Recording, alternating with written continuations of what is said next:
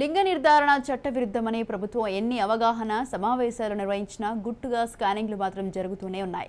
అనంతపురం నగరంలో చీరల బిజినెస్ అని చెప్పి రహస్యంగా లింగ నిర్ధారణ పరీక్షలు నిర్వహిస్తున్న ఇద్దరిని సిపిఎం ఐద్వా నాయకులు పోలీసులకు అప్పగించారు. అనంతపురం నగరానికి చెందిన సునీల్ కుమార్ హైదరాబాద్లో ఓ స్కానింగ్ సెంటర్లో వర్క్ చేసి ఏడాది క్రితం తిరిగి అనంతపురంకు చేరుకున్నారు. ఆయన భార్య ఓ ప్రైవేట్ కాలేజీలో లెక్చరర్గా పనిచేస్తుంది. వీరు ఇందిరానగర్లో అద్దె ఇంట్లో కాపురం ఉండేవారు. సులభంగా డబ్బు సంపాదించుకునేందుకు సునీల్ అక్రమ మార్గాన్ని ఎంచుకున్నాడు. స్కానింగ్లో తనకున్న పరిజ్ఞానంతో గర్భస్థ లింగ నిర్ధారణ చేయడం మొదలుపెట్టాడు. దీనికోసం ఇంట్లోనే యంత్రాలను ఏర్పాటు చేసుకున్నాడు. ఒక్కో స్కానింగ్కు 6,000 నుంచి 8,000 వరకు వసూలు చేస్తున్నారని పోలీసులు గుర్తించారు. ఇందిరానగర్లో కొందరు అనుమానించడంతో రామచంద్రనగర్ కొత్త రైల్వే గేట్ వద్దకు మకాం మార్చాడు. అక్కడ లింగ నిర్ధారణ పరీక్షలు చేయడం కొనసాగించాడు.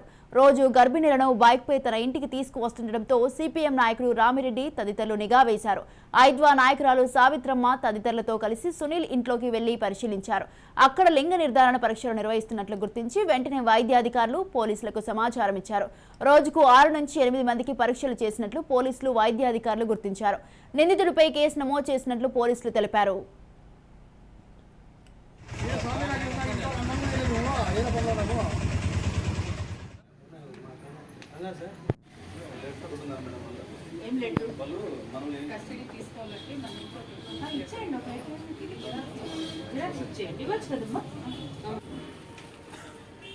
కోర్టు కంటే మేము ముందు మాకు ఆధారాలతో సహా దొరికారు కాబట్టి మేము పంచనామా చేసి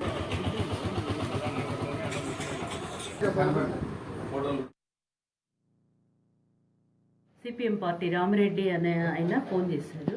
ఇమీడియట్గా మా టీంని తీసుకొని వచ్చి మేము ఇక్కడ చూస్తే ఒక లేడీకి చేస్తూ ఉన్నారంట. మేము వచ్చే లోపల ఆమె వెళ్ళిపోయింది. ఎందుకంటే వాళ్ళ ఫ్యామిలీ ప్రాబ్లమ్స్ అదే అని వాళ్ళు పట్టుకోలేకపోయారు రామిరెడ్డి వాళ్ళు, సిపిఎం పార్టీ వాళ్ళు.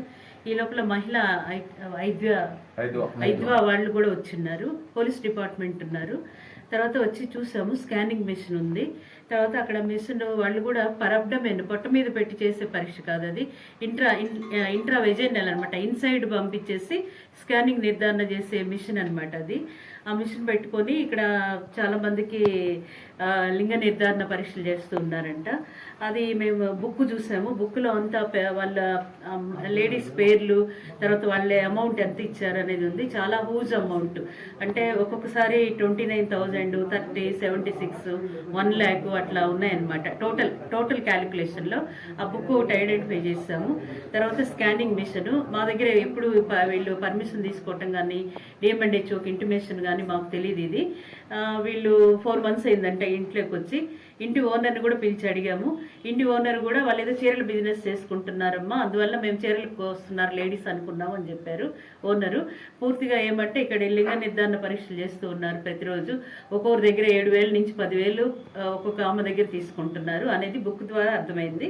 అందువల్ల ఆ మిషన్ని తర్వాత ఈ రూమ్ని సీజ్ చేస్తాం. ఇప్పుడు వాళ్ళిద్దరిని police department as per norms ప్రకారం వాళ్ళని అరెస్ట్ చేసి వాళ్ళని వాళ్ళ ఎంక్వైరీ ఏం చేస్తారో అది చేసుకునేది అని వాళ్ళిద్దరిని తీసుకున్నారు.